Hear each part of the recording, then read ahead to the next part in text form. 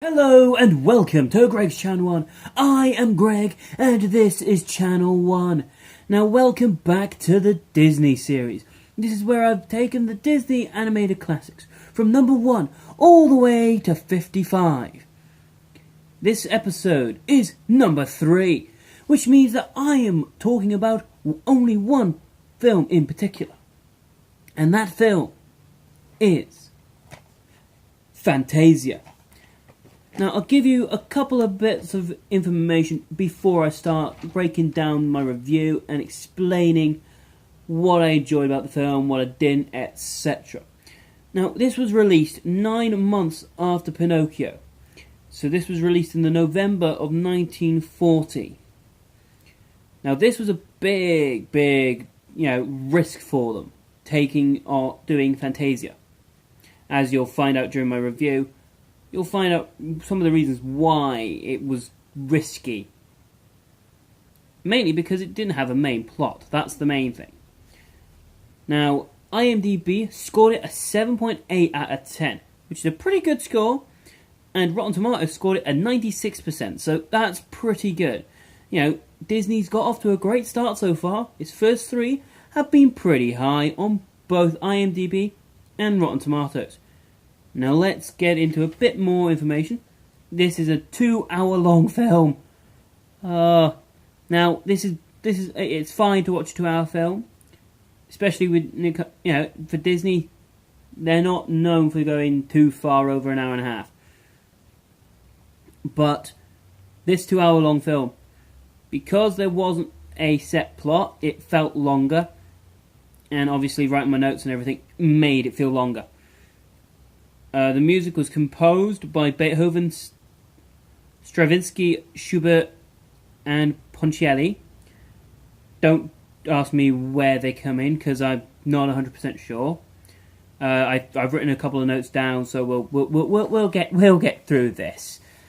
Okay, so let's go to the beginning and dive right into our review. So it starts off with an orchestra setting up, and I was very confused. I was thinking, hey. Because it's been a long time since I last saw Fantasia. In all honesty, it's been at least 10 years, maybe more. And, I was there going, I don't remember this. But I thought, oh, you know what, it'll all start coming back to me. Maybe this is just the start of the story somehow. And then Deems Taylor steps up. Oh, this guy. He's not very charismatic, but he's very good at getting out the information he needs to get out. He is the king of exposition. He explains everything, and I mean everything. He says that he pretty much puts it down as Fantasia is an experience. It is not a film, but it's an experience, because there is so much happening of different musicians, different stories as such. He explains that there's 3 different types of music during this program, as he calls it. The first is a definitive story. The second is definitive images with music, and the third is music for music's sake. So let's get into some of the stuff that happens. So we've got Toccata and Fugue, which is the opening, and it's conducted by Stokowski. Now this I thought was fantastic. It was there was a lot of music, and the colours were very, very nice. It was a very, very pretty thing. There was no story behind it, which means it comes into category number 3. But as a whole, it was very, very nice. Although I will say it's probably my least favourite, because everything that comes after this, it feels better, it feels stronger, it feels more together, and the rest all have some kind of story behind it, the way that they carry it through with the music.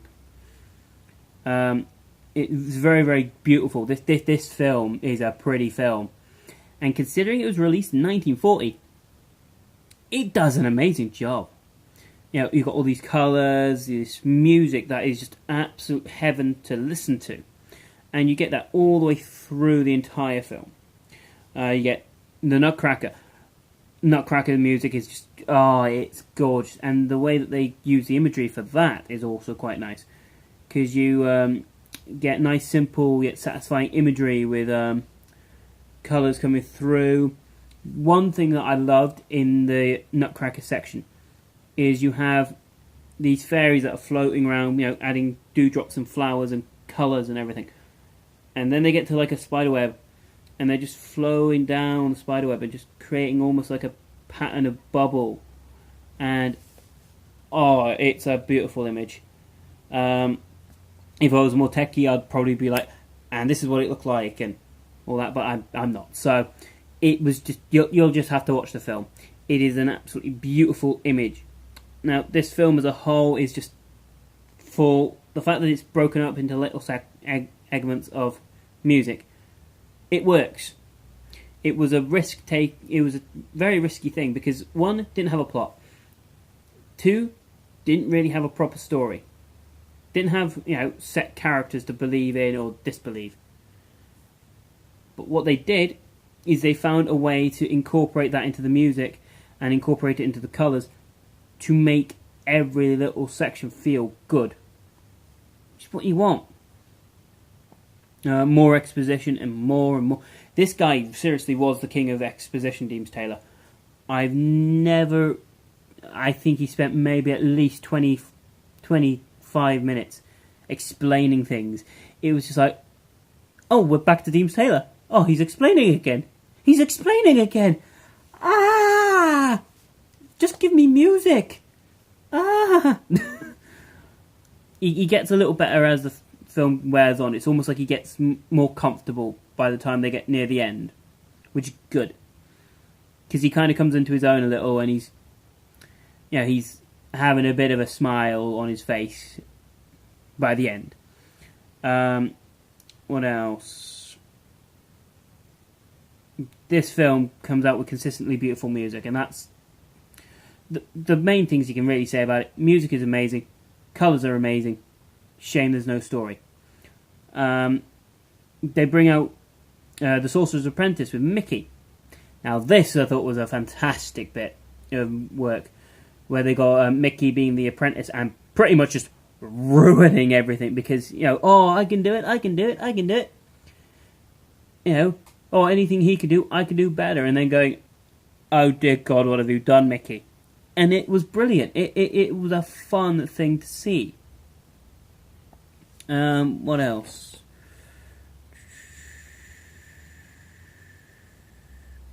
There is great simple storytelling in The Sorcerer's Apprentice part. That I will say.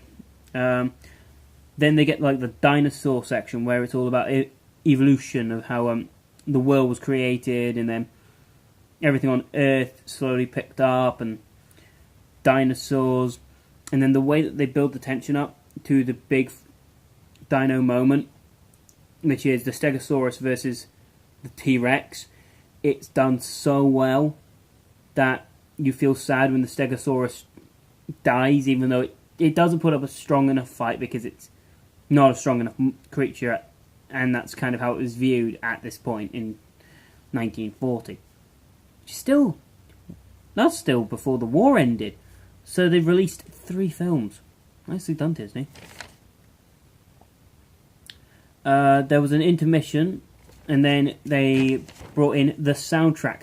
I thought that was quite a nice thing from Deems Taylor, where he's like, I've got a friend. He's very, very shy. Mr. Soundtrack. And it was like, oh, he does have a personality. Brilliant. And that was quite nicely done. You get the pastoral little Beethoven symphony. More exposition, and it was just beautiful, the pastoral stuff, because you had all these centaurs and these fawns and these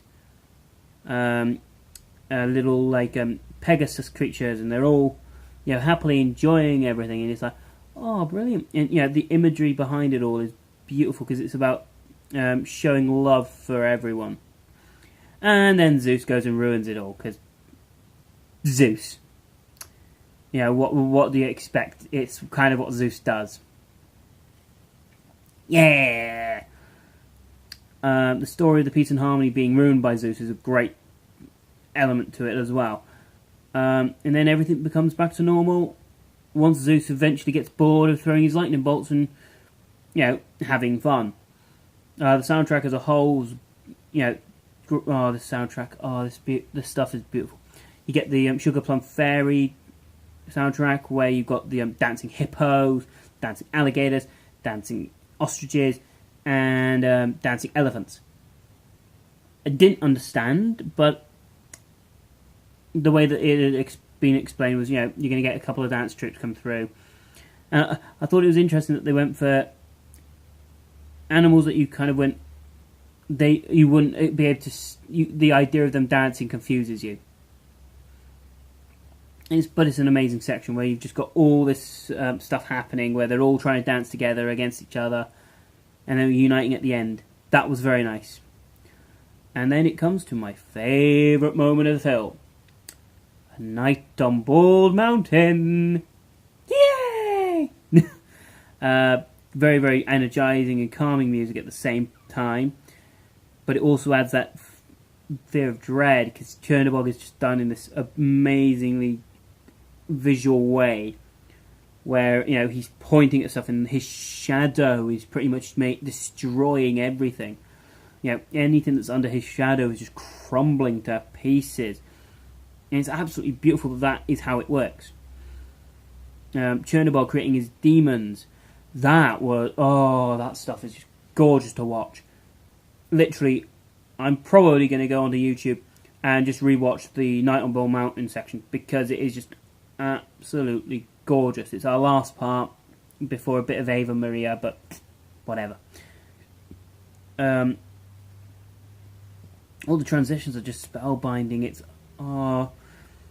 and I'll tell you, as my final point, an image that I absolutely love, and I mean love, love, love, love, and that is Chernobog as he's the bells are rung and Ave Maria's on its way to starting, and he's just like no, and he's trying to curl himself in, and then closing himself off and becoming part of Bald Mountain. That was just, I love that bit at the end. It's such a beautiful, beautiful sequence. And then you get the Ave Maria of the little lights and the end of the film. As a whole, I thought it was amazing for what it did. And I have to give it points for that because it took a risk. And the risk paid off. Granted, it didn't take off very well in the box office straight up. But on I think it was 2 million... I think it was like a 2 million budget. And then overall, I think they made 33 million. Around that kind of figure. Google it, I'm not 100% sure. But you've got they made a massive killing on it in the end. It didn't start off well, but it took off. And I can understand why. So as you know, my rating system is between 1 and 5. This rates in at a 4.5. All the exposition and all the little bit, the fact that it didn't have a story and a proper plot. Sorry, but I love a good plot. And I love, less exposition. I want to be able to, use my brain to go, I see, wow, etc. Anyway, guys, I hope you've enjoyed this. Hit that like button, click the subscribe button, click the notify bell thing majig. So if you want to keep up with the Disney series, you can. Let me know what your opinions on Fantasia is. Going mad. Put the comments in the section below. Film number 4 will be on its way at some point soon. Anyway, hope you're all doing well. See you soon, guys.